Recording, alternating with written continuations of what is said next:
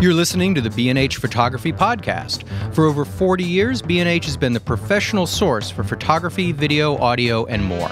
For your favorite gear, news, and reviews, visit us at bnh.com or download the B&H app to your iPhone or Android device. Now here's your host, Alan White.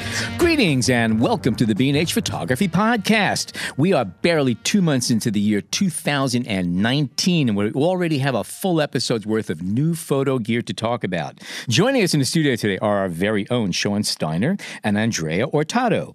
We're going to start our conversation by talking about the newest Canon R series camera and the latest R series lenses Canon has announced since our 2018 year-end gear podcast.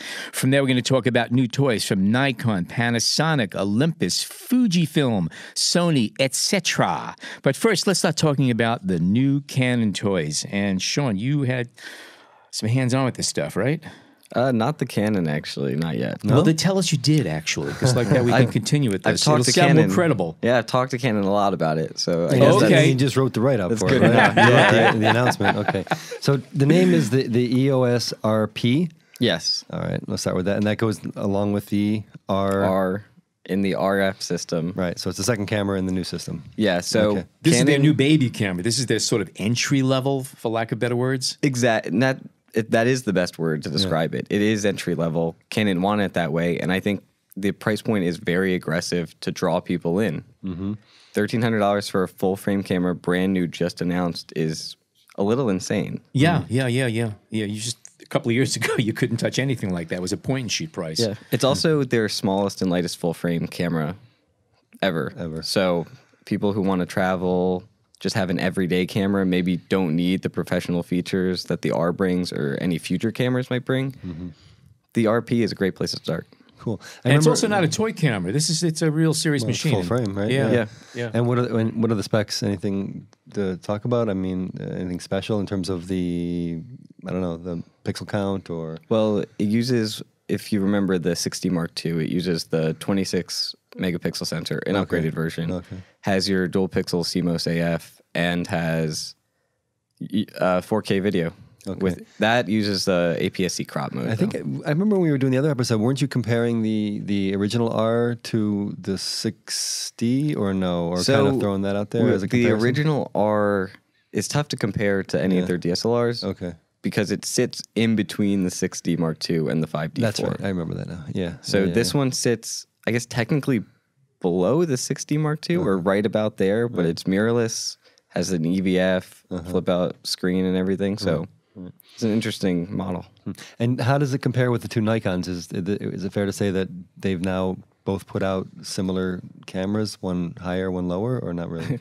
Not really, I don't think. Canon hit the mid-range, while the Z6 and Z7 are targeting professionals. So the R sits price-wise and, I guess, feature-wise between the Z6 and Z7, and now the RP sits below the Z6. Gotcha. Not that it's a bad camera, it's just it's an entry-level camera. Gotcha. All right. Sounds good. But it's, again, it's not entry level like a Rebel. Exactly. It's entry-level full frame. We have to qualify which is a that. big deal. Right. Yeah. Right. And any thoughts on when you're going to get your hands on it? Or there going to be one in here to play with soon? Well, I know the video team got a hands-on, so you can check out a first look video there. Okay. All right. And hopefully we'll get one next couple weeks. It's supposed to be coming out pretty soon, though, right? Yeah, pretty quick turnaround. Okay.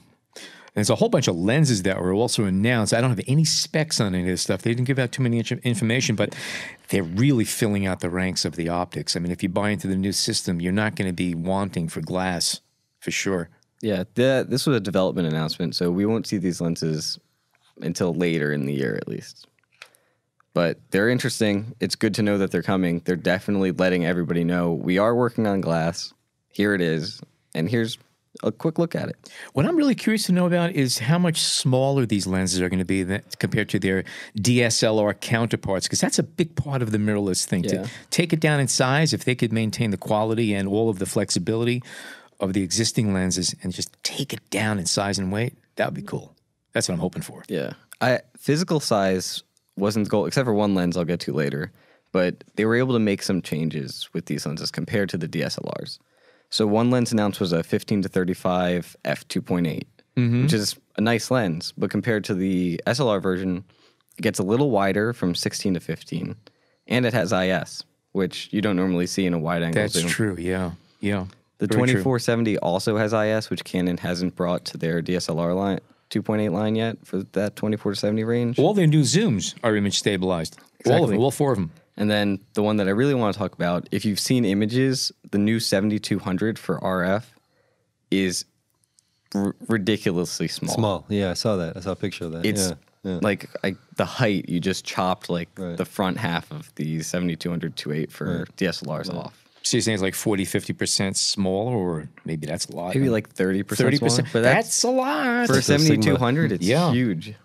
Especially for a 2.8, because if you've ever walked around with a 7200 2.8 full size for a whole day, you know what your shoulders and back feel like. So that's pretty important. And what about weight-wise? Any idea? We have no idea. Oh, geez. Okay. Yeah, it could be the densest lens ever. So, yeah, it's like those Sigma art lenses. So there's two 85 1.2s, and can you explain the difference? One's DS and one is not. There's 85 1.2s, which we've seen from their SLR lenses. I'm assuming these are going to be sharper, etc., because it's RF and everything. But one has a DS, which is defocus smoothing designation. Oh, right. Oh, it's not. I thought it would be for double stroke for an old Leica M3. No, No, okay, just all right. wishful thinking. Right? Yeah. So they didn't actually tell us what that means beyond better bokeh. So because there's 2 versions, and we've seen 2 versions of lenses come out on other recent lenses, like the Fuji 56, where there's an APD version, Right. and now there's the Sony STF also recently announced. I would guess it's apodization instead of some sort of like soft focus mechanism. Huh. So they just threw out the names with really no specs, and you did cook right up and said It's these part of a are what they are. roadmap, really. They just said, Yeah, this it's is a what we're coming out development with. stuff, you know. right. So Right. there were actually physical product shown off for the 1535, 2470, 7200, and we didn't mention this, the 24 to 240. 10x zoom, yeah. But the 85 1.2, at least the defocus smoothing version was just an image. It wasn't actually physically available. Now, what are the lenses that are already out available for the series? So right now we got the 24 to 105 f4, the 50 millimeter Is it 1.8? 1.2 or 1.4. 1.2, yeah, I yeah, asked the yeah, camera. yeah, right. And the 35 1.8 macro. Yes. There's that's one right. I'm forgetting. The 24 to 72?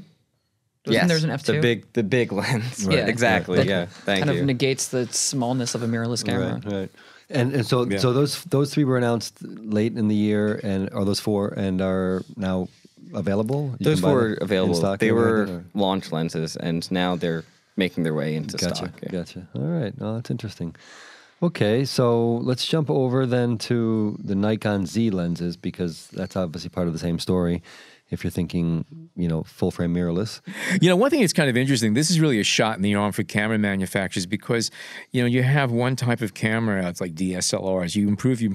There's a limit to how much you can improve them and still make a splash and have people want to step up and, fork over the plastic to buy it. But now with the mirrorless, now it's sort of given everybody a reason to go out and buy new stuff, and it's easy to basically take the existing lineups, redo them for the new format. You think that's what they were Just thinking? a little better, though. A little bit better, smaller. No, it's definitely improvements. But if you think about it, if Canon and Nikon decided not to do mirrorless, their sales I don't think would be as strong. If you're buying these cameras, chances are you want to take full advantage. That's the way I would be. I'd want to take advantage of the fact that it is smaller and lighter. That's why I'm going for it. One of the reasons why. I might as well get the lenses to go along with it too. That's just my take. Yeah, well, if people have the money. Once you start getting into the wider aperture lenses, it kind of negates the size, though. That's the only thing. That's true. At a certain, I mean, if you want the good glass, it's going to be heavy. Yeah, f1.2 is large and heavy no matter how you slice it. Yeah. I feel like a lot of people who are shooting professionally or prosumer, whatever you want to call it, in Canon and Nikon had already started kind of negating their way over to Sony, just because it was there and was there first. Canon more than Nikon, because there wasn't a good way to adapt lenses from Nikon to Sony. Now that Nikon has the Z system, I think that's definitely going to be more popular than the Canon system, because the Canon system had this whole map in place of you can use your Canon gear on the Sony camera. It'll work well. It'll work quickly. That wasn't available really that broadly for Nikon, whereas Nikon, if you're a Nikon shooter, you didn't jump necessarily to Sony because of the limitations that were there.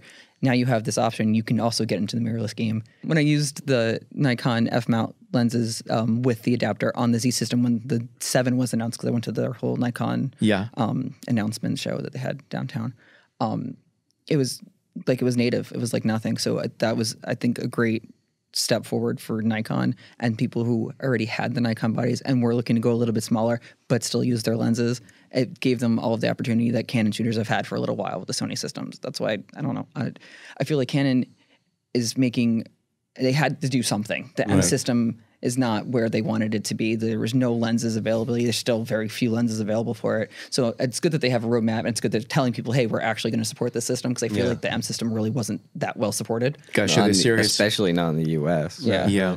But that sounds right. Like they wanted to get everybody aware that these lenses are coming. We're actually doing it. It's worry. happening. Yeah, exactly. Interesting, yeah.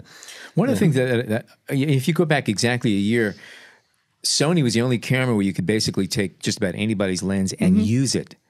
That's over now. Canon and Nikon now have kind of similar situations where you could pretty much adapt. And if you can't now, within a year, you'll be able to from all the third-party manufacturers. But now, I think more people could probably be brand agnostic, to quote Levi Tenenbaum, which is a great term. Whereas you might own a camera from a company, but you're not necessarily, you're no longer locked into their lenses. If Canon or somebody else comes out with a lens that you like and you don't have a Canon, you could adapt it. And from what they're saying and what it seems to be, you're not losing functionality or speed or performance in most cases. And it's probably going to get better where it's not going to really matter what camera brand you own or lenses. It's all going to be interchangeable. You'll be able to match up whatever camera and lens is best for the job that you're doing or the photograph you want to take. To me, that's big news. I think that's really important. I'm interested to see how many people are going to start owning, various brands of gear. Yeah. They open up their bag. But I think Canon and Nikon jumping in also will make it easier for people to stay brand loyal. Yes. Right. But the thing is, if you have one brand and somebody comes out with a lens, you go, wow, that's great, and my company doesn't, you can now use it. You can. But you have to be that level of that type of photographer, I think, no? That wants to experiment a little, don't you think? Yeah. The average person maybe not, but people who are into it and like playing around. I mean, I always like seeing what I can do. Yeah. And do you think this reflects anything on their thoughts on using like the legacy F or F mount or EF mount with an adapter to the point that these adapters just aren't going to cut it, or is it more about just creating the lenses that they can sell? Does that make sense, the question? Like they could have just made insanely good adapters and kept their old lenses. Well, I think the adapters, from my use of them, are very good. Going from Nikon to Nikon, it works almost flawlessly, which is great. And I think it was necessary. I think it's just a stopgap until they release more lenses. That's what I'm saying, though, but it is a stopgap. Yeah. And it encourages people to take the plunge into a camera. That, okay, I can use all my gear now. Whereas if it wasn't, I don't know if I'm buying that new camera. It's great. I'm not buying it. Right. So talk a little specs on the new Nikon Z lenses, because they both look like pretty good ones, right? I mean, the 24-70 2.8. Yeah. And the 1430 f4. You did an unboxing, did you say, of one of those or no? That was the Panasonic. I actually got to we'll talk about that play with the 14 to 30 a little bit when I was at CES. They took it out of the case and I got to, test it out a little bit. Yeah. It's light. It's small. Yeah, they made a big deal about it being small. Yeah. It was definitely small. It's definitely light. It's f4, so. It takes a filter. Yeah, that was the other big thing, is it could take a filter. Threaded filter on a 14 millimeter. What's the front element look like? Is it? It's not bulbous. Okay. No. Well, it's not like protruding bulbous. So I think it's probably a little rounded, right? A little bit, very slightly, and it wouldn't interfere. Probably like a Voigtlander 15, where it's just a little rounded and normal, but the lens doesn't look like an ultra wide the way they do it. Okay, cool. And the 24-70, any thoughts? The big thing with that is get the dual autofocus motors. Sure. That's what they say. It has it, yeah. I don't know if that's a big deal. It's a little faster. They're making a big deal of it. They're saying that, It has a new coating system too, the AR Neo coat. And what are the dual systems? So basically it uses two motors and Should I read their here's their blurb. Let's hear it. The NIKKOR Z 24-70mm f2.8 incorporates an all-new multi-focusing system consisting of 2 autofocus drive units precisely synchronized to deliver fast, accurate autofocusing and drastically reduce aberrations across the entire zoom range. Need we say more? Yeah. Now, how effective, whether you notice it or not, I don't know. It might be a little faster. I don't know. In practical use, people will notice it. It's nice to see that they're doing something different. Right. But great. Okay. But we've also seen that type of focusing system in other brands' lenses before. So it's not like revolutionary technology that everybody needs to have tomorrow. First of all, there aren't too many lenses that are slugs anymore. Most of the newer lenses I've had, they're pretty responsive. I found. You know, it's not a big issue to me anymore. Yeah. What about the Olympus and the Panasonic? Because that's something we didn't really talk about at the end of the year. It was just had been announced, I think, when we recorded that episode. Let's talk just about Panasonic. Yeah. All right, let's talk about Panasonic. Because they're still full frame. Olympus is still Micro Four Thirds, which is nice. But we'll get to that later. Okay, all right, good. All right, so let's talk about the Panasonic, the new Panasonic full frames then. Yeah, so 2 cameras, just like pretty much everybody at this point. S1, S1R. S1 is your mid-range 24 megapixel, also does very good video, and the S1R is a high-res 47 megapixel system that's targeting photographers. Okay, and the specs, how does it compare to the high-end Panasonic Lumix, the GH5, etc.? You wouldn't really compare them. No. I don't think you're going to be comparing them to the Nikon Z6, Z7, and the Sony A7 III and A7R III. Right. Definitely. And they're very comparable. Right. Okay. It's hard to... at this point, the distinction with Panasonic is their build. So they're bigger, bulkier. They almost feel like a DSLR if you handle them. Yeah, they're large. So they're going after that pro focus market. And unlike the Nikons, they have dual card slots. Okay. With one XQD and one SD, which is better than Sony. Oh, that's weird. Yeah.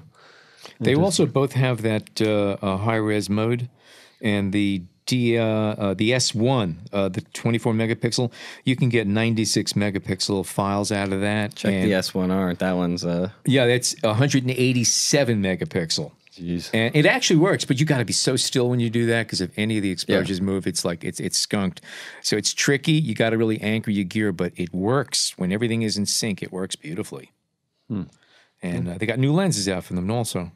But what does it mean then for the GH series? And are they going to remain popular with the video shooters and whatnot? The GH series is still going to remain popular with video. So if you look at the specs on the S1 series, it's hard to say they're not good video cameras, but when you compare them directly to the GH5 with its internal 10-bit, 422, all that, 4K 60, and then you look at the S1 and S1R, the S1R doesn't even do 10-bit. The S1 is going to be your video-centered one, and it does 4K 60, but only in APS-C crop, so you're not getting that full-frame advantage there. You can do 4K 30 at full frame, but then it's also like 10-bit 420, and then there's going to be future firmware updates to get you 10-bit offboard that you may have to pay for. So it's an interesting thing. They're definitely targeting photographers, which is a tough sell for them because Panasonic's almost known as video at this point. Yeah. That's a hard one. I think I'm curious to see how successful these cameras are going to be, because there are so many selections right now. It's interesting. A year ago, if they came out with this stuff, it might have been a little bit different game, but I'm really curious to see how it all plays out. And I think their problem is simply the fact that you don't think Panasonic for stills. And that's like the S1R is 100% a stills camera. And are these two cameras kind of like hitting the ground running in the sense that these are the cameras that they want out there, or are they like kind of the baby steps towards something better? No, these are very good cameras. Yeah. Okay. Any numbers, any prices on it? How do they compare to the competition? They're a little pricier, but I think you pay for that in better weather sealing, better body design. Okay, that's right. Both of these are weather sealed. They are tough machines. It's a justifiable price bump, but you still have to convince people to buy a Panasonic system. Right. And available for pre-order, or they're pre-order right now because they were just officially launched. They should be coming in the next couple months. And these are the 3 lenses that are available, or there's others? Yeah, 24 to 105 f4, which is going to be your standard. Right. Then there's the 7200 f4, which is a nice lens, and then the 50-1.4, which is supposedly one of their best lenses. I shot it a little bit at depth of field. It was very, very sharp. It's very large. It's similar in size, I thought, to the Sigma 50-1.4, where it's just it's a piece of metal, like a can of soup. It's got 11 blade diaphragm. Imagine wide open. It probably has some interesting stuff going on. Yeah. And you shot it on one of those two cameras? On the S1, because On they the had the S1. S1 there. I Okay. don't think they. Yeah, the S1R is still a little not quite available for hands-on yet. Okay. And you said you did an unboxing video of that? Not an official capacity one on my okay. phone, kind of. It's like, I'm going, Over dear lunch. person standing next to me, just hit record and just the box. Right. Okay, cool. Right, Thanks. right. Appreciate it. So it's not on the B&H site? Or No, anything? it is It's not, Okay. but all right, good. I took it out of a box. I touched it. I put it on a camera. I took pictures with it on the S1 camera. Right. It was very, very sharp. Yeah. I did not shoot it totally wide open because I had to run away because there were people who needed me to go take pictures of something else over Right, there. right. But And By the way, I'm doing a series of videos of repackaging of new cameras. I can and repackage lenses. anything perfectly. Many years of working in retail, not specifically at B&H and other places, Right. have taught me very carefully how to repackage things like you've never seen before. See, I've never had that training, which is why my videos are funny. Because they never go back in the box. As long as it gets closed, it's fine. That's it. Head would explode. And how did the S1 feel? How did you like the camera? Was there anything noticeable about it that liked or didn't like? I mean, it felt good in my hand. It wasn't too big. I've never really gotten comfortable with Panasonic's kind of interface. So that's a lot to go through. There's a lot of menus. There's a lot of back menus. There's a lot to get through. And unless you sit down and play with it for a good 3 to 4 weeks to really get through everything, it's hard. It's hard to sit down and just go. I mean, that's what green mode's for. So What did you think about the viewfinder, though? it was very bright and it was very large. The viewfinder, I think, is probably the best thing on this camera. It's the highest res we've seen from anybody. 5.76 million dots. Wow. And That's when you, like glass already. At that point, that's optical Yeah, quality, I would it's- imagine. you're looking at it, and then the next day I picked up the 60 that you were using, Alan, and I looked through the finder, and I was like, how long are optical viewfinders going to be that Yeah. necessary? And That does was it- my biggest stumbling block to mirrorless for the first few years. Is that Yeah, same. Coming from glass, really a good optical finder, it was just jarring. I couldn't see detail in the high. And now, in fact, we just jumping gun. We looked at the GR3 a little earlier, new Ricoh. That screen on the back is just magnificent, Right. and that's typical of what's happening right now. It's no longer. But that's a screen, though, not a... That is a not screen. However, that's typical of what's going on. You look through these finders right now, and they're beautiful. You can probably find an episode, like podcast episode from 2 years ago where me and Alan are saying Right. optical viewfinders are still very Yeah. good. Well, Yeah. Jason and I were talking about it just the other day, and I still probably lean toward the optical. It just... I when I was want messing to. with the Fuji, I want to, yeah. but now I'm like going back and Yeah. forth. It's just, Yeah. I'm not convinced that optical viewfinders are going to be here You're right. forever. Right. First of all, for reasons of weight and size, they're going to go away. They're not necessary anymore. I think it's going to be a wash. You're not going to need it. And this one, it's just the brightness of it, or is it also big? I mean, is it kind of blurring the line between an LCD screen or something? Yeah, it's pretty. It's one of the It was bigger ones we've slightly seen. larger. I mean, I felt there was a little bit. I don't know the exact number, so please Right. don't. Oh, that's screw me, another little but- thing I noticed about the advantages of electronic finders is that even if the sensor is smaller, you can still have a big finder. I know this past week I was using an APS-C camera, and it was after a long stretch of shooting mirrorless and full frame, and I was jarred by how small that little tunnel was I was looking through. And it took me a half a day to get used to looking through that little opening again. Whereas with the mirrorless, you could make it as big as you want. You're not limited by this little optical limitation. So that to me is important too. And it's not a hybrid; it's just an EVF. Just on the an EVF, Panasonic. yeah. Okay, cool. So let's talk about the Olympics. Well, before we do that, can you clarify a bit the consortium idea that I mentioned earlier and what's going on with Sigma and Panasonic? So Sigma, Leica, and Panasonic Oh, right. are part of the L mount alliance. All right. And L mount is started by Leica. Leica L mount was on the T, TL, SL, CL, all the L's over there. And it's a big full frame compatible mount. And Panasonic and Sigma, just like before with Micro Four Thirds with Panasonic and Olympics. Yeah, it's a Olympus, continuation of that. Yeah, It's not- it's the same idea. same spirit. And so basically they're all independently developing their own products, but they're all going to agree to use the same standard. Gotcha. So when Sigma comes out with L mount lenses, they'll all be able to talk, communicate, use them interchangeably on Leica or Panasonic cameras, no problem. Okay, but yet they haven't put on any lenses out yet. Sigma has not officially announced anything, but I'd be surprised if we didn't see them bring their art primes by the end of the year. And the Leica Ls that are out are already ready to go. They're in already that ready to go. sense? Right. You can right. use Panasonic bodies with Leica lenses and be Well, just fine. that's good for Panasonic, obviously, in this whole idea, right? Yeah, except for Leica cost. Yeah. Well, still, people will pay that. I mean, if it's good. Okay, so that's and then let's jump over to Olympus, and then I'll follow up with asking what's going on with the Micro Four Thirds consortium that Panasonic and Olympus were the main, stakeholders in. But so Olympus has a new camera, the OMD EM1X. They come out with the biggest tongue twisters in the world. None of their you can't just remember those names of their cameras at all. Yeah, and the lenses are even worse. Yes, I'm just going to call it the E-Mix. That's what I'm That's what it looks like. It does look like time. E-Mix. Yes, it does.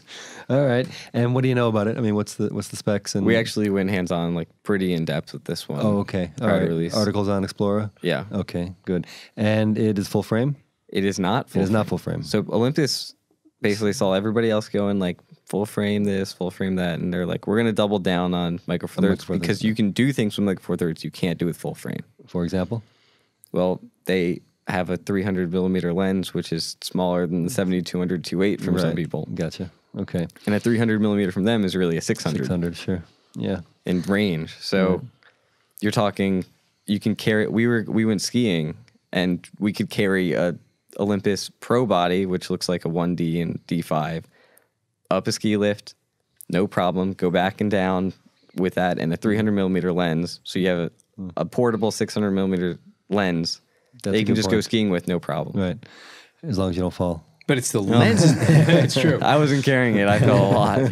It's the lenses that are much smaller because the camera itself is not really smaller than anything else that's out there right now. Everything else has come down so much in size. The cameras themselves aren't miniature compared to It a lot has of other that stuff. pro form factor with the built-in grip. Yep. Which depends on how you feel about it. It's good or bad. It's bigger for sure, but it's also very well sealed. I know they showed us video and it had the lens on it and they just had water jets squirting on it and the rating's pretty good too, but I do not recall off the top of my head what it is. But you can just take that thing out in like a monsoon and it'll be fun. So this is the flagship then? This is their flagship. Okay. Yeah. And it's aimed toward photographers. Sports, action, birding, wildlife probably is their target. Okay. And high continuous shooting mode. And Yeah, it does a ton. I think it can go up to 60 Wow. in like a very short burst. And then 20 is probably what you're going to stay at normally. 20 to like, or 18. Cool. There's too many numbers here. All right. So check it out. And you were impressed with it and you guys already wrote some hands-on stuff. So the autofocus system has been completely redone. They threw out AI and machine learning, obviously, new tech to just, it can recognize things in the frame and track them well. And we used it. It was really good. Yeah. We had a pre-production model, but it was still like very fast. It was able to track skiers and people coming down the mountain really well. Cool. And so getting back then to that question about the Micro Four Thirds consortium, how do things stand now that Panasonic has gone to the full frame? It's still there. Still there. They're still going to keep making lenses and cameras for both. I think Panasonic's more interesting because we might see some delay in seeing the next model, or I don't really know what they're going to do because they're going to have to push the S1 and S1R pretty hard right now. Chances are they're not even quite sure. They have a couple of alternatives. They just want to see how things play out. Yeah, if the S1 and S1R don't actually do well for them, we might see a return to Micro Four Thirds. Yeah. Right. Which they're still amazing cameras for video. All right. I should have said this earlier, but there is a new Olympus lens that I assume is made to go with the M1X, 150 to 400.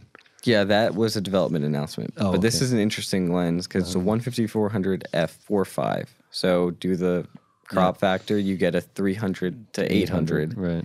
And it has a built-in 1.25 teleconverter. Oh, wow. Which then takes you up to how much now? You can get 1,000. Yeah.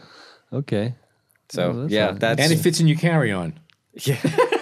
With your toiletries. That's amazing. That's the thing. That's is. Micro It's- Four Thirds. Yeah. That's the whole why thing. they doubled down on it, and they think they can do a good job with that market. All right. So maybe we can have some comments or some thoughts on where we are now, seeing that Canon, Nikon, Panasonic have all put out full-frame mirrorless cameras in the past 6 months.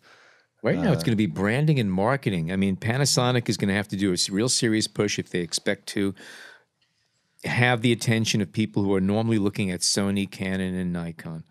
Sony people, I think, are pretty well entrenched, is my guess on it. Now, it'll be interesting to see how many Nikon shooters continue with Nikon, Canon with Canon, now that everyone's basically has this similar tools available as far as mirrorless and DSLR. Yeah, I think. But what does it take to get people to jump to Panasonic? Not dumping on what the camera is, but that's a big leap. So I think part of it is that these are very good at video still, comparatively. So you might see some Canon DSLR shooters who are watching the RF series, and now you have like a mid-range R, an entry-level RP. They might be looking at these S1 and S1R as their jump to mirrorless. Because they're very good and they have the video specs to back it up. Right. Otherwise, I feel like Nikon shooters are going to stick with the Z series because it's a very good system. It matches their DSLRs pretty well. Not only that, nobody likes jumping systems. I think everybody's got this kind of loyalty thing. It's like if you settled on a camera system, there's a reason why you're with it. Yeah, and the lenses all work. Let me ask you, Andrea, because the last time you were here, you were a Fuji shooter. And Fuji, Sony, Canon, everything that is Nikon or Panasonic or Olympus at this point. Okay, so but you were You shooting don't have to Sony- jump ship. I mean, You can Sony, just sorry. have more ships. That's true. No, I hear you. your attitude. Best, like best sales, sales pitch. That's we right. quote You can you own on that? just own a fleet. Yeah, that's right. What Buy is another the boat, problem? Right? But you shot Sony at depth of field. Is that something that you do with your own work too now, or is that just because it was a video job you were doing, or why so?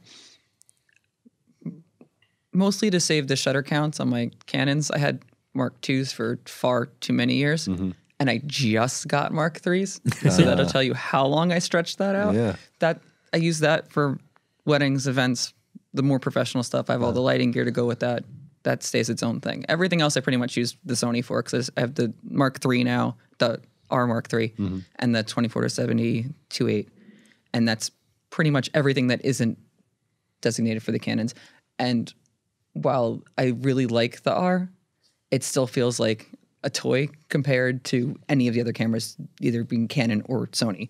And the R system isn't where the A7R III is yet. And until it's there, and I have that speed and the resolution and dual card slots, which is a crazy thing because how many years ago we have one card slot? This wasn't even a thing. Now you're like, I need two, or I can't function. Right. Like, but I get it. Like, I can't function without two now because whatever. That's interesting. Yeah, and you think when that day comes, it'll solve all your problems, and the other ones will just hit the road, and you'll stick with the Canon R series. That's your thoughts, or your maybe a potential game plan, or not even. Are you waiting and seeing until the Pro R body comes out to make a decision on where to go? Probably. Yeah. I'll probably still have another 3 systems because I can't make up my mind. But I think a lot of people who were more professional level shooters, who initially went to Sony for all of the benefits that they provided. It is faster than the Mark IIIs. It is better in low light than the Mark IIIs.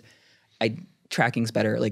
It has many, many positives over the Mark IIIs, but there's a lot of stuff that it doesn't. Yeah. But once Canon gets to level, I can see a lot of people kind of going back, especially if they're adapting their Canon lenses to use on the Sony bodies. They're just using the bodies for the advantages that the bodies provide. So that's the interesting question. I mean, in addition to what Canon and Nikon will do with their DSLR lines now that these are available, what's Sony going to do? I mean, don't they have to kind of step up now? We haven't even mentioned Sony in the past 6 months. Well, the advantage that they have is that they've got, 4 years, 5 years experience in play. They're already how many generations into this whole thing. But you got to consider that Nikon and Canon are bringing their decades of lens development and experience. Like, look at Canon's upcoming lens list, and if you've seen the 2070 to 200, they're doing new stuff too. They're doing a very good job with this. You know, I can Sony took years before we had the same lens selection.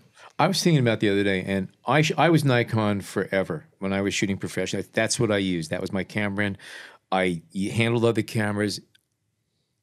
Nikon felt the best in my hand. It was the most intuitive menus. Even when it was filmed, there's no menus. The camera always was right to me. They had the right lenses. And then when the Sony came out, I'm in my third A7R camera already, and there are a lot of things I don't like about the Sony. I don't like the shape of it. There's too many sharp, pointy edges. Now Nikon has a system that will feel good in my hand and do all the things that the Sony will be doing are comparable. They're all, but I don't know if I'm going to switch. I don't know if it matters or not. I already own. It's funny. I have a Sony camera. I don't own any Sony lenses. I own lenses from 5 other companies. Yeah.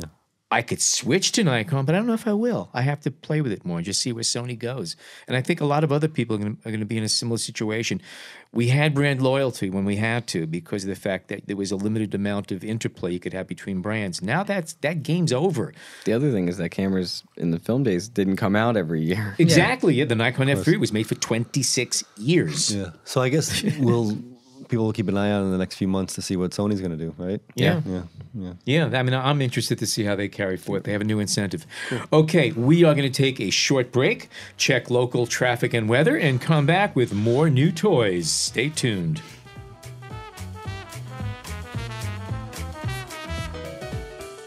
We hope you're enjoying this edition of the B&H Photography Podcast. Send us a tweet at BH Photo Video, hashtag BH Photo Podcast. Okay, we are back. We're going to continue with new Sony toys. Let's start with the Sony A6400. We're start and finish with that, right? Because that's the only one. The only thing. That's Okay. about, yeah. All right. So they did the 6300, then the 6500, and now the 64 afterwards. Yep. Okay. The only thing that makes sense is that nothing makes sense. Okay. It's a Beatles song. I think. And can you explain why? Yeah, it's based on features. So the 6400 will sit feature-wise between the 6300 and between the 6500. So the A6400 is targeting like vloggers and other types of video travel type stuff like that. And so they took the 6500 sensor, and I think it's a similar body. It's basically a larger grip maybe than the A6300 potentially. I haven't had one in my hand, so I don't know 100% on that. But they added a flip-up screen, but they took out in-body stabilization. So they made it cheaper, and they gave it a feature that people who vlog and do selfies and stuff will appreciate. Is the autofocusing as fast as the 6500, or are they pushing that it was faster? Because that was a big selling point. Yeah, they're right. So they said that they made the autofocus faster.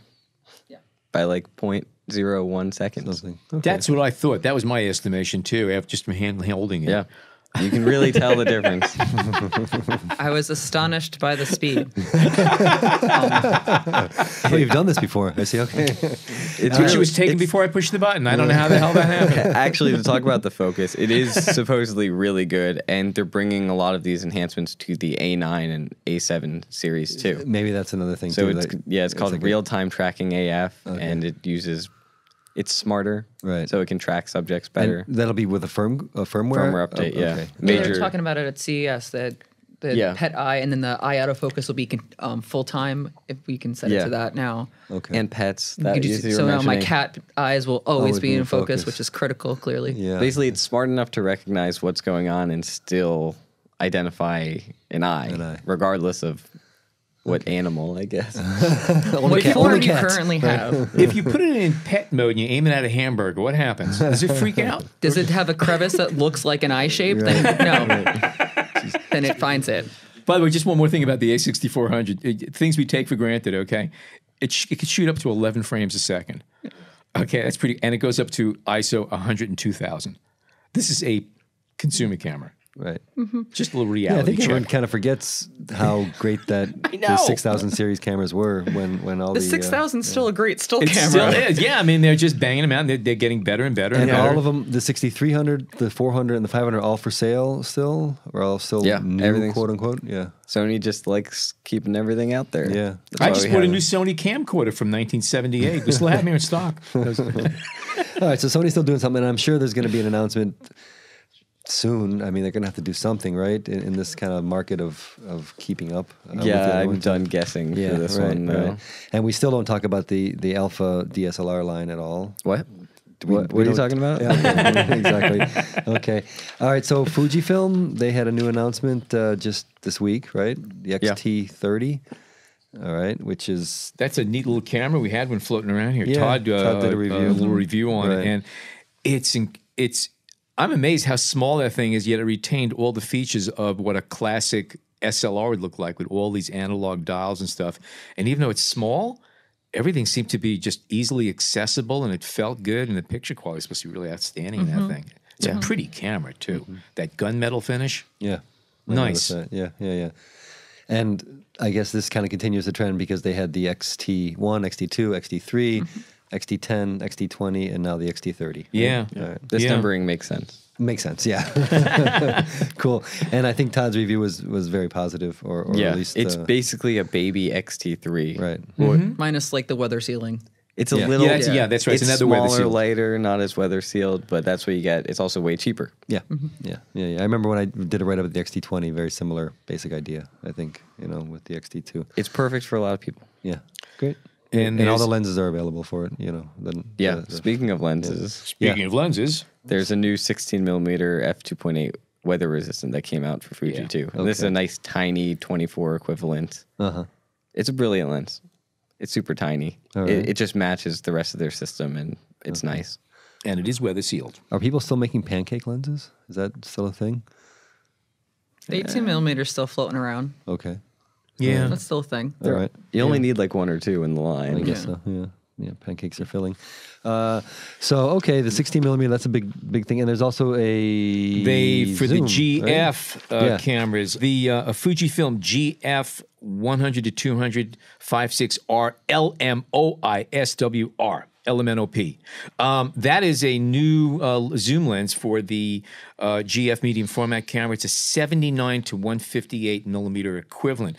What I always wanted. Yeah, well, actually, it's really big, but it's surprisingly light. And I used it on the 50R for a few days, and I was amazed at how nimble it actually is. It was my first experience with the camera, and it took me a little bit of time to get used to this thing. It was kind of large, even though it's not any bigger than a lot of DSLRs.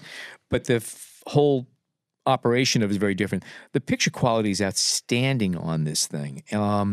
It was a little bit unnerving. I thought my exposures were too long because when you hit the shutter button, you hear chunk. It's like, it's like, I like that though. Yeah. But I also, that was too long an exposure, but everything came out just dead on sharp. Oh, by the way, just to go back to the Olympus work, the Olympus EM1X has an amazing image stabilization system. Okay. I was able to, it surprised even me. Sneeze when you photograph. Yeah, effectively. I shot a 1 second exposure with a 90mm lens, and I was like, oh, that was way too long after, because you just hear it, and it goes click, and then it comes back down, and you're like, oop, made a mistake there. And then I looked at it, it was sharp. Wow. Well, that's good to know. That's the EMIX. Yeah, the EMIX. M1X. All right, good to know. And yeah, Alan, yesterday we were playing with the GF camera, and I love that camera. Yeah, I really yeah, did. yeah, It's not that big. It feels good. It feels old school a little bit, but it's great. Yeah. It's a little and you're slower, getting too. Yeah. A little slower paced. Yeah. But that's the okay. It's a finders, I mean, medium format. it was Yeah. I was able to go around outdoors, and I was surprised how well it handheld. And it's light, that lens, too. It is. It's I mean, big, but it's light. yeah. But it is light, and I really have to start taking another look at medium format again. Yeah. I mean, I have several film cameras in medium format, but for digital, I'm kind of liking this thing a lot. Cool. But yeah, definitely, and it's priced very, very well too. So. All right, let's jump to the Nikon Coolpix. There's I guess a handful of, we're on Fuji, so let's stick with the Fujifilm. There's a new tough camera that came out. Is it anything better than the ones that have been out already? So this is the XP140. It's a little better. I believe the main thing is that it added 4K at 15 frames per second, which is something. Exactly what I want to shoot when I'm underwater. Yeah. What colors does it come in now? Yeah, right. Sky blue is one of them. So when you drop it in the pool, And you I can't forget see the it. other. It's on the bottom somewhere. Right? That's cool.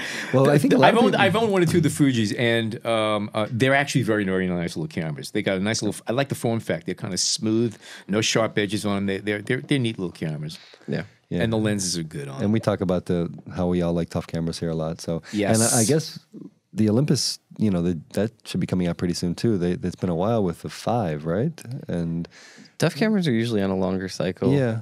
But That's because they last longer. They're tough. Yeah. the Olympus camera is probably one of the best still with RAW and everything. Totally. So Yeah. I don't see why they rushed to replace it quite yet. Good point. Okay, so then Nikon Coolpix B600 and the Coolpix A1000. What do we know about those? These are overseas. I don't think we haven't seen them yet in the Okay. US. All right. So that's why we are uninformed. Yeah. Uninformed. Okay. I think one's a bridge and one's a pocket. The 600's the bridge. The B600. Okay. The B600 is the bridge that A1000 is a pocket camera, but I don't see anything saying that it has a larger size sensor, and I made that up. The other stuff You heard it here first. That'd be actually a good idea for an episode. Let's just make up. Just make up the crap. whole thing. Yeah, April 1st we'll put it out. Yeah, that's a good idea. I have ideas. But doesn't that kind of seem to be the way with the fact that there aren't a lot of point and shoots being produced, that they'll do a pocket and a bridge and then Yeah, you have your standard. forget about it? Yeah. Okay. Speaking You said, of pocket and bridge cameras, Panasonic has new Lumix pocket and bridge cameras, except these are higher end, Okay. so to speak. all right. So you have the FZ1002. So this is a new version of the original, which is very good. Right. Yeah, for the longest time, those are kind of the best. That's the bridge camera with the One in- 2.8 lens. Yeah, it's a 25 to 400 millimeter equivalent f2.8 to 4 Yes. lens. That's probably the brightest lens you're going to get in a bridge camera, or near the brightest lens. Yeah, you're gonna the get. I don't think there's nothing been faster is than similar, but I don't think it's as long. So That's all we're going to be seeing now, I think, in point and shoots. It's because, again, the entry level, your phone does that and does it well. Let's just admit that already. There are certain things you can do better with the cameras, but still in all, our phones have replaced the entry level point and shoots, and that's why I think only the more exotic ones, the more feature laden cameras, the more real cameras. Yeah, will- you know, will do it. where was I recently? Somewhere, some tourist location, and I was still surprised at the amount of people pulling out their pocket point and shoots. So. But we spoke.